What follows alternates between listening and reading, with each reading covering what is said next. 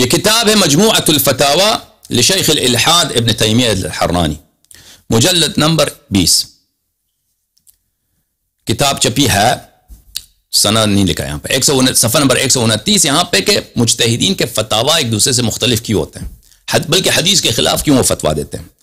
وہ کہتا ہے اس کے کئی وجوہات ہیں. پہلی سبب یہ ہے کہ ان کو حدیث، بعض مجتہدین کو حدیث کا نہیں پتہ، حدیث ان کو نہیں پہنچی ہوئی ہوتی ہے. اس کی مثال کس کو دیتا ہے؟ پہلی ابو بکر. کاش میرے پاس وقت ہوتا کہ میں آپ کو یہ سب واقعات پوری طرح سے تفصیل کے ساتھ سناتا. مجتہدین نص کے خلاف فتوا کیوں دیتے ہیں؟ کہتے ہیں اس کے وجوہات کے یہ ایک وجہ یہ ہے کہ ان کو حدیث کا نہیں معلوم، ان کو حدیث ان کو نہیں معلوم. میں پہلی مثال دیتا ہے کہ اس کا ابو بکر کا.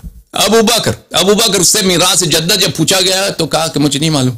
نہ، اللہ کی کتاب میراث جدہ وہی اب ان کے کتب میں موجود ہے کہ ابو بکر خود کہتا ہے فَإِنَّ فِي نَفْسِ مِنْهَا لَهَا حَاجَةٌ، یا کاش میں رسول پاک صلی اللہ علیہ وسلم سے پوچھا ہوتا کیونکہ مجھے اس کی حاجت ہے میراث جدہ کی. نانی اور دادی کی جو میراث ہے، نانی اور دادی کی جو میراث ہے، کوئی شخص مر جاتا ہے اس کے نانی کو اور اس کے دادی کو کتنا میراث ملتا ہے. تو مجھے یہ سوال مجھے نہیں معلوم، مجھے اس کی حاجت ہے. جو تجھے حاجت ہے وہ تجھے نہیں معلوم، اور تجھے کسی نبی صلی اللہ علیہ وسلم کا رشتہ دار تو ہے نہیں، اس سے تجھے رشتہ میراث نہیں ملتا. اس کا تجھے پتہ ہے نحن معاشر الانبیاء لا نورث ما ترکنا صدقہ. جس کا تجھے حاجت ہے، احتیاج ہے، نیڈ ہے، ضرورت ہے، وہ تجھے نہیں معلوم، وہ تجھے نہیں سیکھا نبی کریم صلی اللہ علیہ وسلم سے. اور جس کی تجھے حاجت نہیں ہے، کیونکہ نبی کریم صلی اللہ علیہ وسلم کا تو رشتہ دار نہیں ہے، نہ چچا ہے، نہ چچا زاد بھائی ہے، نہ کچھ داماد، کچھ بھی نہیں، تجھے تو میراث ملنے والی نہیں، اس کا تجھے پتہ ہے. اور جس کو نبی کریم صلی اللہ علیہ وسلم سے میراث ملنے والی ہے، ان کی اکلوتی بیٹی، ان کو اس حدیث کا نہیں معلوم. نحن معاشر الانبیاء لا نورث. یہ عجیب ہے، یہ عجیب کرشمے ہیں مسلمانوں کے، ٹھیک ہے نا. تو وہ مثالیں دیتے ہیں. پہلی بات ابو بکر کی، پھر اس کے عمر بن الخطاب کے، کہ عمر بن الخطاب کو فلاں مسئلہ یا فلاں مسئلہ. اس کے بعد عثمان. کہ مجتہدین جو ہیں نص کے خلاف فتوے دیتے ہیں، کیوں؟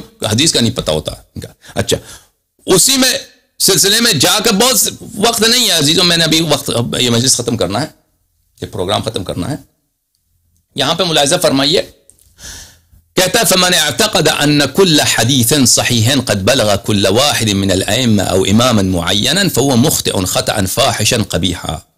کہتا ہے کہ سب احادیث سب علماء کو نہیں معلوم، سب احادیث سب علماء کو نہیں معلوم. اگر کوئی شخص کہتا ہے کہ فلان حدیث معین، فلان حدیث یا سب حدیث صحیح حدیث فلان عالم کو پتہ ہونا چاہیے، یہ درست نہیں ہے، وہ خطا کار ہے.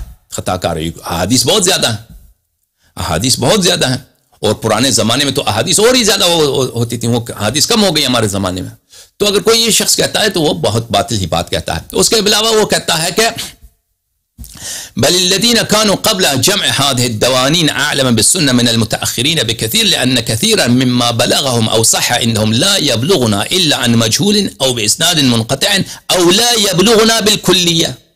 کہتے ہیں کہ ہمارے پاس جو کتابیں ہیں، حدیث کی کتابیں ابھی ہیں، ان کتابوں سے ان سے پہلے جو لوگ تھے ان کو حدیث کا زیادہ علم تھا، کیونکہ ان کے پاس بہت ساری احادیث تھیں جو صحیح سند کے پاس تھیں، ہمارے پاس صحیح سند کے ساتھ نہیں پہنچی، مجھول سند یا منقطع سند کے پاس پہنچی ہیں، یا بالکل ہمیں نہیں پہنچی ہیں. صریح ہے کس بات پر کہ احادیث ضائع ہو چکی، حدیث کا نقصان ہو چکا ہے، حدیث کم ہوتی گئی. ٹھیک ہے نا میرے عزیزوں. میں بہت مختصر، میں نے کیونکہ 8 بلکہ 10 بجے یہاں پہ پروگرام کرنا ہے فارسی زبان میں. اچھا، پھر اس کے بعد عربی زبان میں.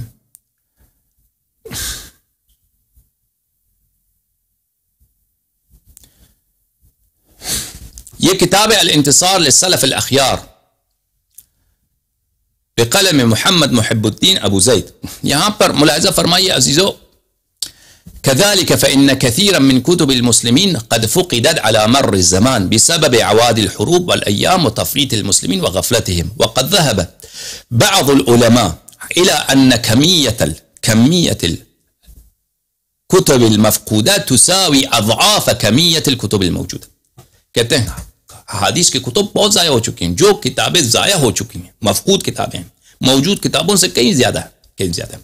بات یہ ہے میرے عزیزو، اپنے زمانے کا سب سے بڑا عالم حاکم نیشابوری شہادت دیتا ہے کہ یہ حدیث متواتر ہے، یہ حدیث متواتر ہے۔ ان باتوں کا اگر آپ ذہن میں رکھیے، پہلی بات ان کے علماء ہمیشہ متعصب رہے ہیں کہ یہ اہل بیت علیہ السلام کے فضائل کو نقل نہیں کرنا چاہتے۔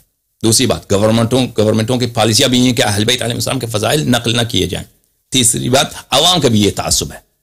چوتھی بات، یہ خود اعتراف کرتے ہیں کہ ان کے احادیث ضائع ہو چکے ہیں، مفقود ہو چکی ہیں۔